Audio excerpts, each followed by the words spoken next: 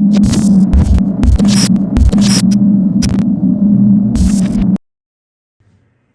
right. Welcome to the business related podcast with Poeboi Entertainment. We have our first guest, Franklin Alexander. Peace, peace. What's up, everyone? What's up, Poeboi? What's up, man? What's up, man? Yeah, Franklin Alexander, man. He's a very good, inspirational guy. He's from around the way, and he's just trying to make something out of nothing. You know what I'm saying? So we just giving him a shot here on the podcast to speak his piece, to let everybody know what he's here for and who he's here for and why he's doing it. All right. So we're gonna start off. What's the name of your organization? CYB, which stands for Camden Youth Bulldogs. We're amateur sports organization that concentrates on affecting kids' lives as far as changing their lives in a positive way. Especially kids in lower income based communities, things like that. We welcome kids from all backgrounds, but if there's a kid out there that we can save, we definitely dive all the way in and try to make that happen. That's what's up. That's good, man. That's definitely what's needed out here in today's world. Mm-hmm. So yeah, we're definitely here for that. Poeboi Entertainment supports CYB 100%. Appreciate it, man. Appreciate it. And yeah. So let's get a little backstory, man, before we get into the CYB thing, all the way into it, like what sports and then where the program is going and all that. So where you from? Where you originally from? Originally, from Detroit, Michigan. Was born up there. Moved down here probably around the age 6 or 7, back to Camden. Mom was always from here, but she relocated like a lot of people do. You know, looking for better work, looking for better dreams, better options. Yep. So she moved up to Detroit, where she was a RN nurse. Worked in the ER up there in Detroit for the better part of 30 plus years. That's what's up. OG. Yeah, OG. So mom adopted me at the age of 5. So mom had kind of retired up there and was ready to settle down, but she wanted a youngin. And thank the Lord she picked me. Blessed. Yeah, I'm blessed. Super blessed. That's what's up, man. So everything worked out. Everything worked out how it was supposed to work out. Yeah. Everything happened for a reason. I'm a firm believer. Yeah, me too. I believe everything happened for a reason. There's a million kids in foster homes up there in inner city Detroit. So for her to pick me, I always held that as a blessing. That's what's up. Mm-hmm. And I guess that's probably what leads your push a lot. Mm-hmm. You know what I'm saying? To help out the youth, because kids they in need, man. A lot of these kids, they don't talk, they don't speak, especially the ones that look like us. Mm-hmm. You know what I'm saying? But everybody needs help. Yeah. But I'm just saying, like, the guys that look like us, they kind of hold it back and kind of like push it out through other things. You know what I'm saying? Well, it's a psyche thing. We're taught to, especially in lower income neighborhoods, whatever you want to call it, aka the hood, whatever you want to call it. But in those type of areas, you're taught to put on a straight face. You're taught to, act like nothing don't bother you, even if it's killing you inside. Right. You're taught to act like can't nothing get to you or anything like that. And really, that's that mental health side where we need more people to be an outlet for these young men and these young ladies that they can talk to, that they can just chop it up with, that they can express those feelings, because it don't do no good when you hold it inside and you have those type of feelings, and then on top of having those type of feelings, you don't have no one teaching you, you don't have no one guiding you. Yeah. So you're only gonna act off of those feelings on the knowledge that you know how to act. Right. So which might be something bad, where a lot of our youth veer to the wrong way because they don't have anybody guiding them back to the right way. So this thing, like I always say, it's bigger than football, it's bigger than sports, it's bigger than me. Yes. This is a movement out here. Role models, yes, role models are very important, man. Yeah. Very important. We got a chance to be a role model to somebody. That's a blessing. That's a blessing in disguise, man, because just that for somebody that really doesn't even know you, or they can know you, or they can know your whole life. It could be somebody in your family, or just somebody that know you through somebody else. Or, and if you can be a positive role model to them, that's all we can really ask for, man. Now let's not kid ourselves. You know, we're a role model to somebody somewhere.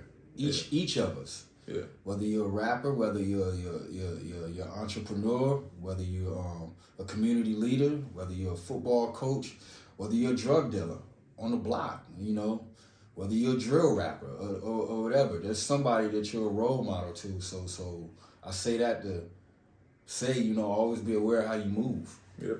You know, yeah. You never know who's watching. You know. Yep, you're right about that, man. Because as long as you're just not pushing off the wrong thing to them. Like, you know what I'm saying? As long as you can be doing whatever, like behind closed doors.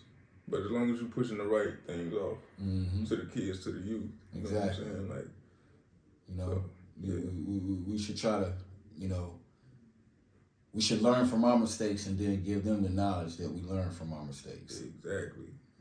You hear that? Learn from your mistakes. That's all we have, man. You know? It's our mistakes, our wins and losses. That's all we have. Yeah. You know? So that's what life's about. Yeah. Up and down, wins and losses. I don't know nobody out here with a perfect record. Nobody. You know? No such thing as a perfect record. No such thing. All right, let's get back into this Detroit thing. Okay, I'm gonna say, what you know about 7 Mile? Oh man, grew up right there, 7 Mile. I grew up on 7 Mile and Keystone Street.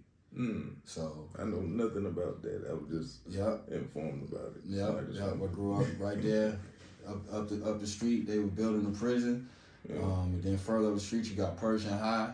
You know, and it's been a while since I've been back. Me and my brother, we going this summer back up to Detroit. So it's gonna rehash a lot of memories. I'm actually going on a fact finding mission. Going to find my family. That's what's you know up. what I'm saying? I got a brother that's out there. You know, so going to find him. So it's a personal trip for me. You know, it's crazy. I got several brothers out there, and now that you say that, like, wow. I never met them. I only spoke to them like on Facebook. Wow. You know what I'm saying? We never met. We didn't exchange pictures and stories. You know what I'm saying? Like family. I got this many kids. You got that many kids and stuff like that. So yeah, man, it's crazy, man, just to meet people like as an adult that you've been family, real close blood with. Facts. You know what I'm saying? It's kind of a life-changing thing. So well, not life-changing, but here I am, a grown-up. You know, I'm excited. I'm nervous. There's a bunch of feelings running through me, but that's you know, we gonna see our way through it. It's a beautiful thing, man. It's a beautiful thing. Yep. Yeah. Okay, so 8 Mile. That's what I know about Detroit. 8 Mile from the movie. From Eminem. Yeah, from Eminem. Yeah. So what you got? You like Eminem? Like he's one of your favorite? I wouldn't say he's one of my favorite. He's a dope MC. Yeah, you know, definitely respect him and what he did for the city. Oh yeah. And putting it on and just the craft he brought. You know, and the fact that he wasn't afraid to be different. That's the main thing. You know, man. It was tough enough being a white guy. Yeah. In a black dominated, you know, arena. You know what I'm saying? He came out boxing. Yeah, he definitely came out boxing. Came out boxing. That's one of the first times we swinging haymakers too. Yeah. That CD, man, I forget the name of it, man. It was with a white pill on the front of it. Oh yeah. Oh man, that was my favorite joint. Yeah. Man, I used to rock that joint. Yeah, Eminem got classics. It'll be interesting if he ever does it. You know, who would he do a versus with? That'd be kind of real interesting. Who they gonna line up against? Yeah. That'd be crazy. So, okay, another person I want to ask you about, Trick. Trick. Yeah, he from there. You know anything about him, like other than what we know, like on the internet? Yeah, I only know what the internet. I don't know no city or street stuff about him. Okay. Not like that. I just know they say you're a regulator. Yeah, he's a regulator. You know, but he handle business, man, in a positive way. You know? Everybody know what he does. You know what I'm saying? Like they know he can handle business when it's time to handle business. But he a positive dude. You know what I'm saying? I done seen him dropping knowledge a couple times. On a couple different I got videos. nothing but knowledge from Trick, man. You know what I'm saying? Like as far as like through the internet and stuff like that, I don't know him personally, but as far as I know, he's a good dude. You Yeah. know what I'm saying? So, but yeah, man. So where did you land when you first got to Camden, South Carolina? Landed up in the country, up 521 Colonial Lake Road. Up there, Mom had some land, had family down here, so that's where she came back and settled in her roots on her own land. You know, That's what's up. so That's the move. you know, went to private school up until I got into high school.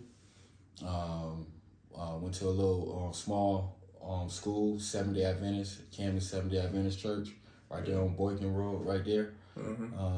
So, you know, kind of was excluded from I guess you would say the street life or life around us. You know, mom's kept me pretty sheltered, but I don't regret the way she raised me. Everything she taught me is helping me now as a man. So I can relate, brother. I can relate. You know, some things that were frustrating back then I ain't like. You know, I appreciate them tenfold now. So. It made me who I am today, man. Like how connected I am.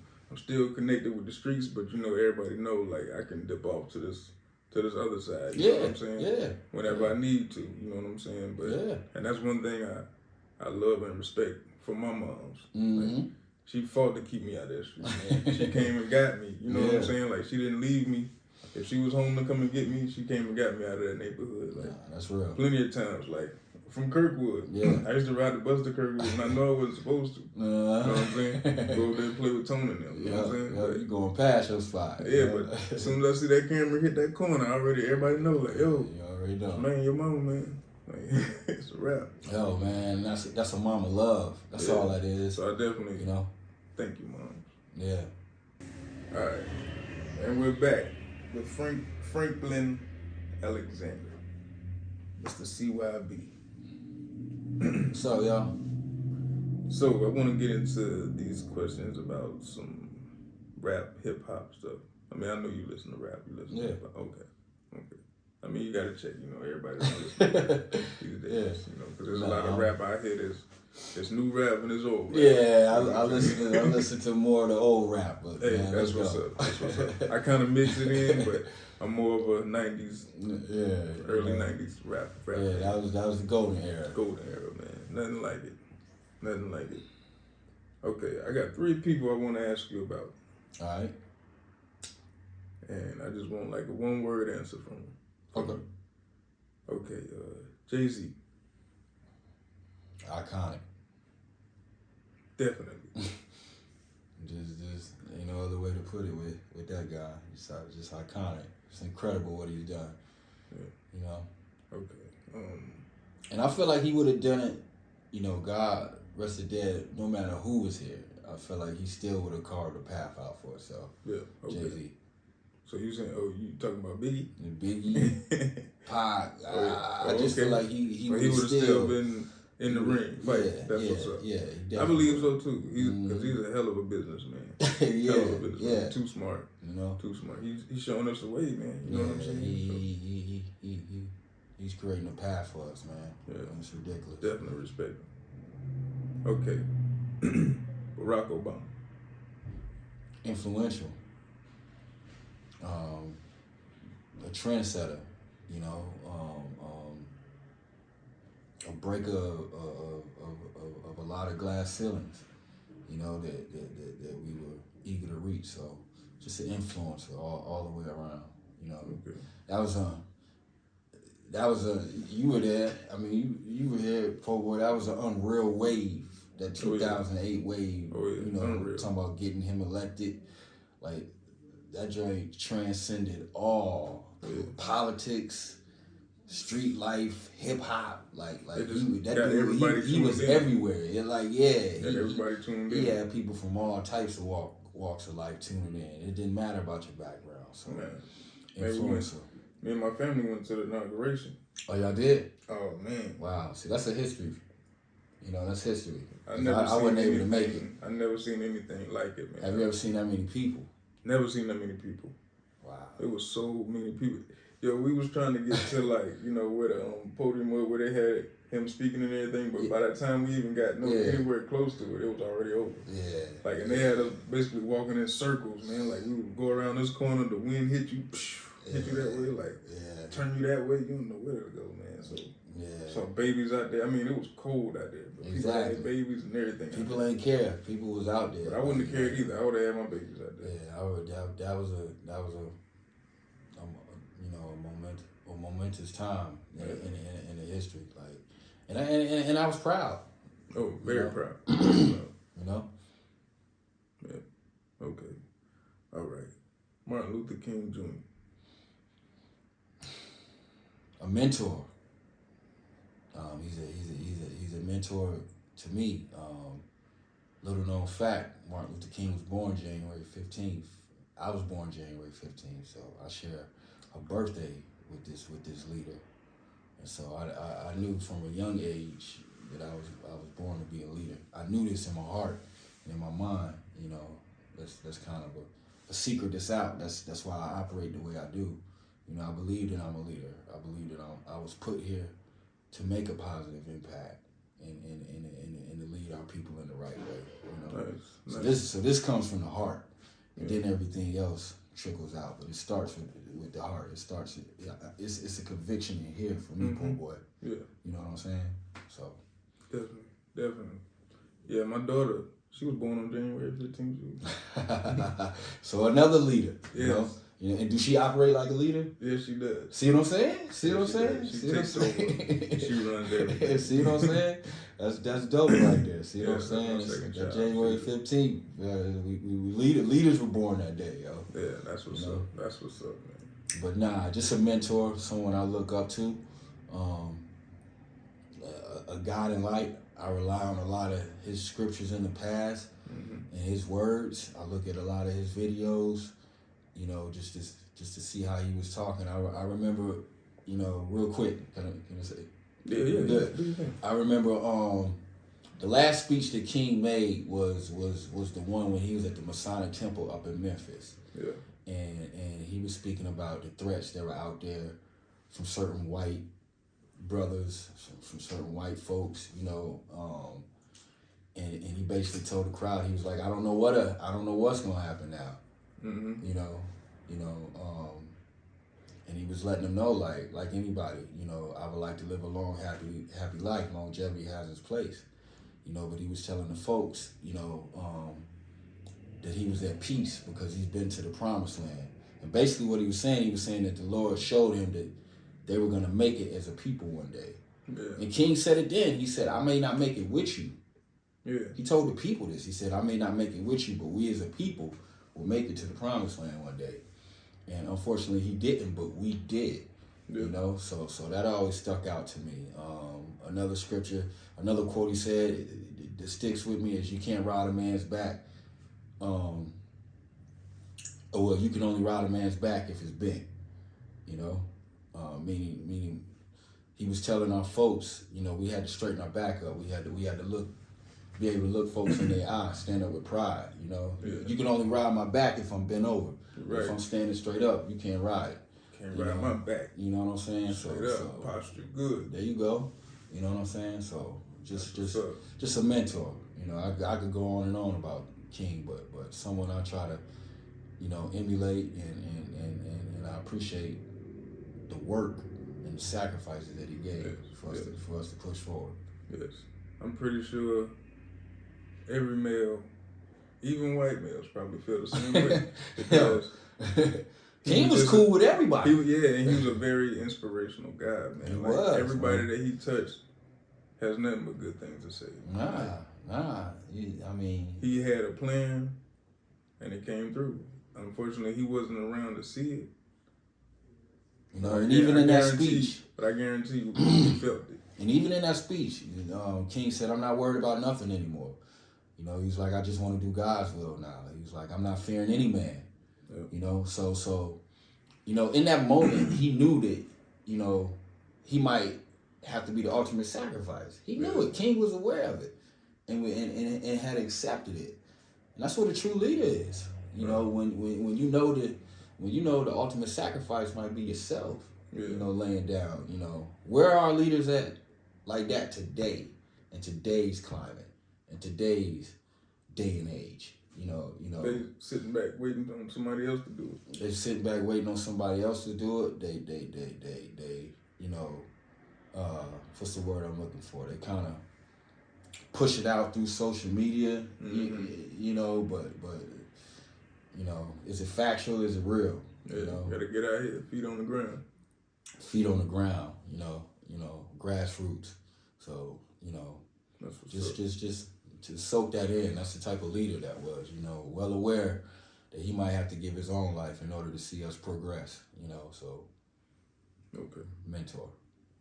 That's what's up. All right, before we get off of this subject, well, we off of that subject now, but Jay-Z versus Lil Wayne. I'm taking a poll.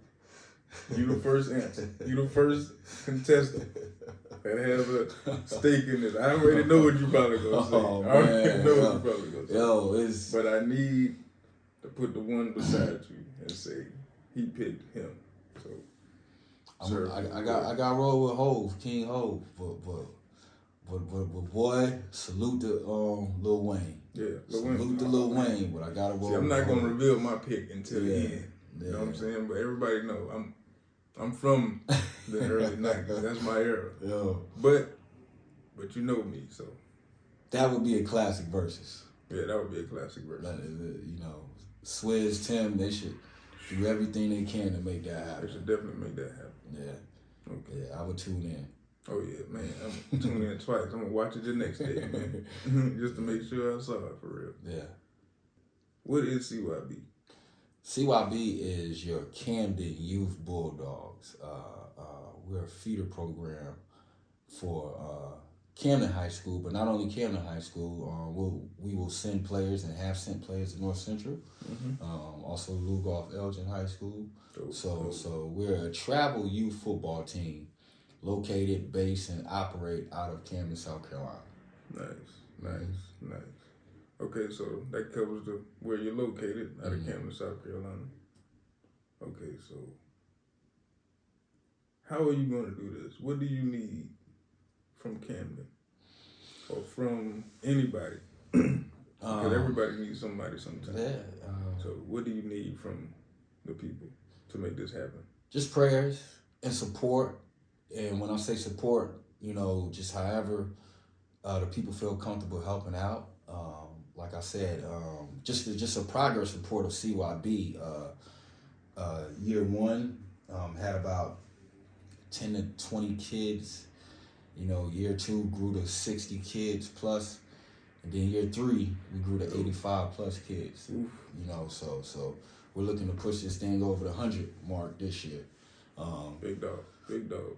We're incorporating. We were just 8U, which is your 7 to 8 year olds, 10U, which is your 9 and 10, and then 12U, which is your 11 and 12s. Nice. This year we're adding 6U, which will be your 4, 5, and 6 year olds. Oh, 4 or 5. They're gonna have 4-year-olds too. Nice. On the 6U team. That's what's up. 4, 5, and 6 year olds. Got them all in there. Yep. And then we're gonna add a 13U, which will be our 13U. And 13U is that it's gonna be that tweener group that, you know, might not have the best opportunity with a middle school or so. They might be riding the bench or something. But you know, if you want to come play 13U and still play competitive ball, you know, we're gonna provide that avenue as well. You hear that? 13U. Come on down. Yeah. CYB. And 13U will put us in position, you know, to send some of our kids directly from CYB, you know, to the high school. Straight to the high school. Yeah. So this would be This would be real interesting. Didn't do it to step on anybody's toes. We just felt like there was an avenue for it. You know, we felt like there was an open lane for it. And if there's an open lane and there's kids in need, we're gonna step in there. Oh yeah. You know, that's what CYB is about. So nice. You know, again, not to step on anybody's toes or anything like that. We just felt like there was a need for it. Yeah, because if it's somebody you might have 2 great players at the same position, and they might be the same age. You know what I'm saying? So one of them can play at the middle school, and then one can go to CYB. You see it all the time. You know what I'm saying? You see, like, y'all got 3 the or 4 same good goal. players. Y'all gonna get to the same place. Yeah. You know what I'm saying? So. But like you said, Poeboi, you see it all the time where a player's good sitting on the bench. Yeah. You know, riding the bench. That's not a good. Nah. And I'm gonna tell you right now, no high school coach wants that. No high school coach wants kids riding the bench. They want to see them active. They want to see them playing, so they know what they're getting. Yeah. So you never know who you got on that bench. You never know who you got. You know, and you never know what type of coaching it might take. Just you might be waking up a monster. You know. You know. Yep. Where would you see CYB in the next 5 years? Oh man, in the next 5 years, CYB will have expanded into other sports, not just football. Nice. Maybe wrestling, tracks on the table, basketball's on the table. I was gonna ask about basketball. I got girls. Yeah, and they play basketball. Say less. I got a middle schooler. She's getting pretty serious. She's starting to love the game. So we need these sports. That's what's up. But expanding into other sports. Also diving even deeper into the detail of where we take it as far as the football. Like me and Darby. Shout out to Darby Bradley. That's my partner. Definitely shout out to Coach Darby. That is my partner in CYB. I wouldn't have been able to create and push CYB forward without Darby Bradley. So that is my right hand. And shout out to everybody that's had a part in CYB becoming the monster that it is. Nice. But back to your question, you know, we're going to go into more detail. Even we're going to focus a lot more as far as CYB with the off-season training. We're looking into Under Armour. They have their Future 50 combine. We want to start sending our 6th graders and 7th graders to that, having them get exposed. They got one coming up February 26th in Atlanta. 8th graders can also participate in Rivals has a combine. It's going to be at Nation Ford High School. So we want our 8th graders to participate in that. So we're going to be doing more things to push our kids to the next level and just have them ready for that high school. Like the minute they hit high school, they can take off. And transition seamlessly. But the main thing I really do want folks to know about CYB. CYB doesn't just stop with our 12U. CYB will basically help carry that kid from 6U all the way through 12th grade. You know, this year we did an all-star game. CYB was a part of that. Yeah. We helped sponsor that, where we had over 95 seniors from the Midlands. We did that in conjunction with the high school. We call that the Palmetto I-20 All-Star Game. CYB off-seasons, we also were able to create air traffic control, which is our 7-on-7 event. Nice. We're growing from 1 event last year to 4 events this year. We'll have one in the upstate in Greenville. We'll have one in the mid-state right here in Camden. We'll have one on the coastal at Georgetown High School.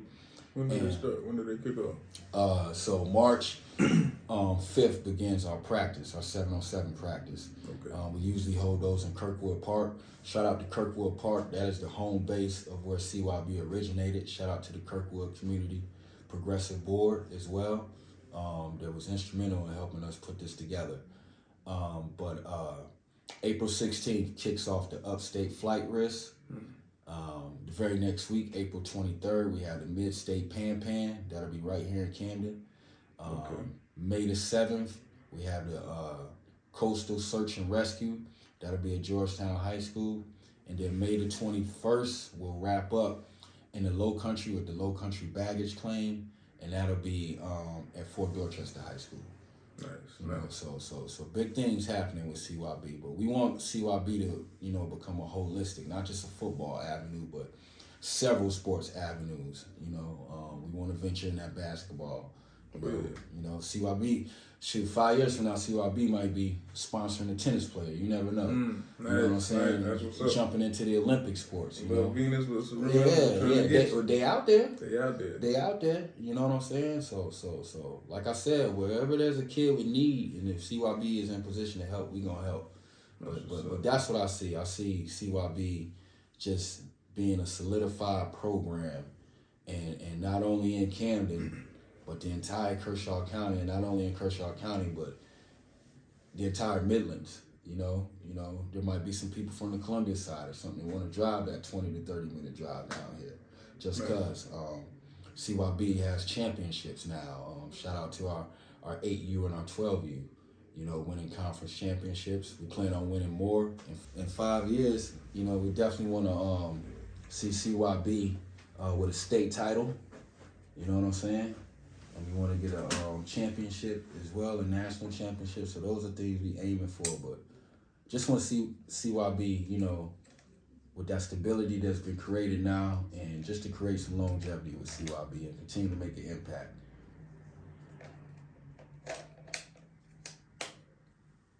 Okay. Cool. So basically that's the rundown on CYB. This is business related with Poeboi Entertainment. Tell them how to sign up, Poeboi, real quick. Okay, yeah. Go ahead, tell them how to sign up. You can find CYB at www.camdenyouthbulldogs.com. All of our programs, our 707 program, our summer camps, our fall tackle, our fall cheerleader, you can register on there. Once again, that's www.camdenyouthbulldogs.com. You can follow us on Facebook at Camden Youth Bulldogs or at 10 Paws Down. Come be a part. Come follow the journey. Come challenge yourself. Come challenge yourself as a parent. Come challenge yourself as a player. Come challenge yourself as a kid. Come challenge yourself as a coach. And greatness awaits. Shout out to Poeboi, giving him some shine real quick. This is one of our coaches. He was instrumental on our 12U group last year, so he's a part of the crew. Oh yeah, I love it, man. I love it. But CYB is here to stay. We're not going anywhere. CYB 2022. We focus on athletics, we focus on education, and we focus on the future. Cool. Yeah. That's what's up. This is business related with Poeboi Entertainment. First guest, Franklin Alexander, representing CYB to the fullest. And we out of here. Peace, y'all. Thanks for having me. Thanks.